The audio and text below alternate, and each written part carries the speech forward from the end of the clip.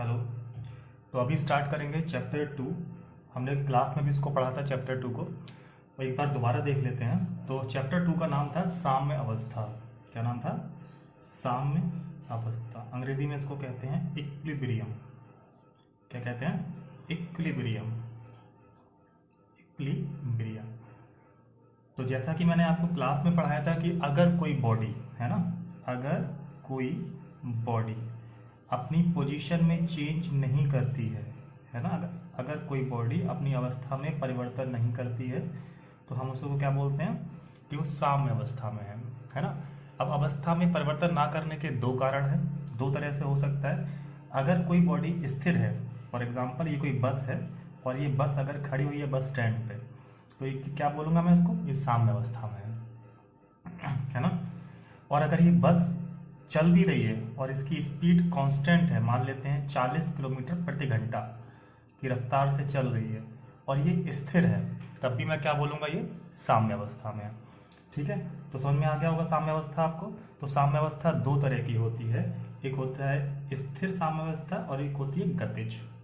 ठीक है, कितने तरह की होती है साम्य अवस्था? दो तरह की। एक होती है स्थिर, अगर कोई वस्तु स्थिर है तो स्थिर रहेगी, और गतिज है तो गतिज रहेगी, बशर्ते स्पीड चेंज ना हो, अवस्था परिवर्तन ना हो। समझ में आ गई बात? ठीक है।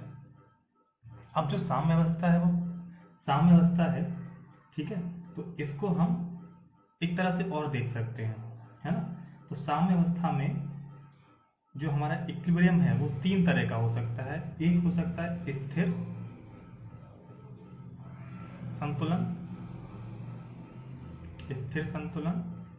दूसरा हो सकता है अस्थिर संतुलन, अस्थिर संतुलन। और तीसरा है उदासीन संतुलन, उदासीन संतुलन। ठीक है, स्थिर संतुलन का मतलब क्या है कि अगर आप बॉडी की पोजीशन में चेंज करने की कोशिश भी करते हैं फिर भी वो अपनी ओरिजिनल पोजीशन में आ जाती है, तो हम इसे क्या बोलते हैं? स्थिर संतुलन। दूसरा है अस्थिर संतुलन। ठीक है, जो अस्थिर संतुलन है वो भी, उसका क्या मतलब है कि जैसे आप बॉडी की पोजीशन में चेंज करते हैं वो बॉडी अपनी पोजीशन को छोड़ देती है, मतलब इक्विलिब्रियम नहीं है। उदासीन का मतलब है कि आप जैसी उसकी पोजीशन में चेंज करते हैं वो कुछ देर बाद एक नई पोजीशन को गेन करके फिर संतुलन गेन करती है। ठीक है, इसका मतलब देखो, इसको बनाता हूं मैं ऐसे। मान लेते हैं एक बॉल रखी हुई है ना। जैसे आप इस बॉल को धक्का दोगे तो ये बॉल इधर जाएगी, ऊपर जाएगी, फिर घूम घूम के नीचे आ जाएगी। तो ये क्या है? स्थिर संतुलन। अस्थिर का मतलब क्या है? जैसे ही आपने स्थिति में परिवर्तन किया तो ये अस्थिर हो गई, चली गई नीचे, है ना। तीसरा क्या है? उदासीन, कि जैसे ही आपने बॉल को धक्का दिया, जैसे ही आपने बॉल को धक्का दिया वो एक नई पोजीशन में चली गई, है ना। तो ये तीन तरह के संतुलन हम देखेंगे, है ना। स्थिर संतुलन, अस्थिर संतुलन और उदासीन संतुलन। तो ये तो पोजीशन है ही नहीं इक्विलिब्रियम की, है ना। This is not the condition of equilibrium, ये अस्थिर संतुलन है। ठीक है, अब ये हम सब पढ़ चुके थे पहले, जब इसलिए मैंने जल्दी रिवाइज कराया आप लोगों को। अब हम थोड़ा सा आगे बढ़ते हैं और बात करते हैं फ्री बॉडी की। किसकी? Free body. फ्री बॉडी, इसको क्या कहते हैं हिंदी में? मुक्त पिंड। मुक्त पिंड, है ना, मुक्त पिंड। अगर आप किसी बॉडी को, सपोज कोई मोबाइल का टॉवर है ना, कोई मोबाइल फोन का टॉवर लगा हुआ है, देखे होंगे आप मोबाइल फोन के टॉवर इस तरह के रहते हैं, है ना, इस तरह का स्ट्रक्चर रहता है मोबाइल फोन के टॉवर का, है ना। अब इसमें क्या होता है? नंबर ऑफ मेंबर्स होते हैं। नंबर ऑफ मेंबर्स का मतलब कई सारे पिंड होते हैं, जैसे एक ये पिंड है, ये दूसरा है, तीसरा है, चौथा है, पांचवा है, ऐसे हजारों लाखों हो सकते हैं, है ना। तो अगर आप किसी एक पिंड को बाहर निकाल लें, मान लेते हैं मैं इस वाले को बाहर निकाल लूं, तो मैं इसको क्या बोलूंगा? मुक्त पिंड। बाहर निकालने का मतलब है कि मैंने इसको बाहर निकाल लिया और अब मैं इसकी स्टडी कर रहा हूं कि इस पे कितने कितने फोर्सेस लग रहे हैं, है ना। जब मैंने इसको बाहर निकाला तो इसको क्या बोला? मुक्त पिंड। ये क्या है? मुक्त पिंड है। बात समझ में आई? चलिए अब देखते हैं, थोड़ा सा आगे आते हैं इसके। एक जो अगली बात है वो है, यहीं कर देता हूं मैं, अब है इसी के बाद free body diagram. Free body diagram Hindi में कहते हैं इसको मुक्त बॉडी को कहते हैं पिंड और डायग्राम को कहते हैं आरेख, है ना। अगर मैं इस बॉडी के किसी एक मेंबर को बाहर निकालूं, सपोज मैंने किसी मेंबर को बाहर निकाल लिया, मान लिया 2 नंबर को बाहर निकाल लिया, चलिए 2 नंबर को बाहर निकाल लिया, और अब मैं इस पे जितने भी बल लगे हुए थे उनकी दिशा और उनके परिमाण के साथ इस पर अप्लाई कर दूं। मान लीजिए मैंने एक बल लगा दिया इधर से और एक बल लगा दिया इधर से, तो इसको मैं क्या बोलूंगा, इस 2 का फ्री बॉडी डायग्राम, मुक्त पिंड आरेख, है ना।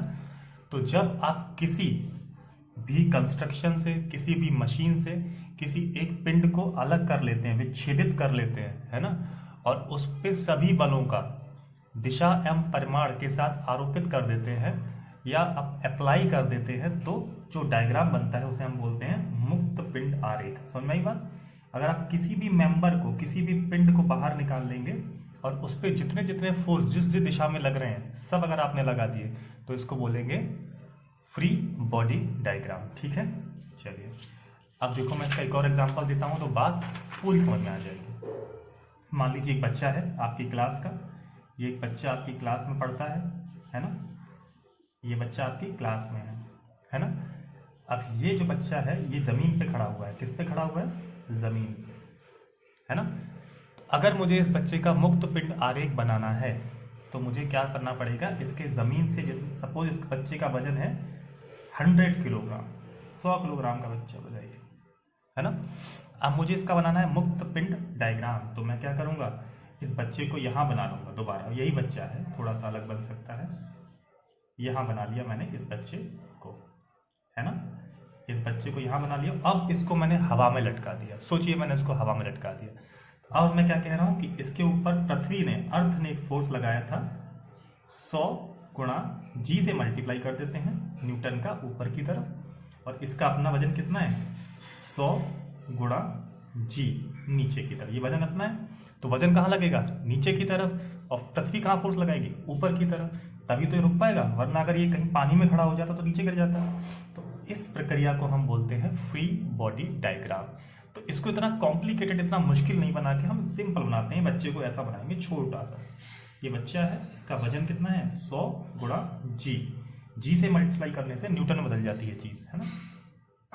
इतना ही कहाँ लगेगा, ऊपर की तरफ। तो ये कहानी क्या हो जाएगी, फ्री बॉडी डायग्राम। कितना आसान है, समझ सकते हो आप लोग, बहुत आसान है। तो इसको आप लोग पढ़ेंगे, इसके बाद एक और वीडियो आएगा, पहले आप इसको पढ़िए। ठीक है, थैंक यू।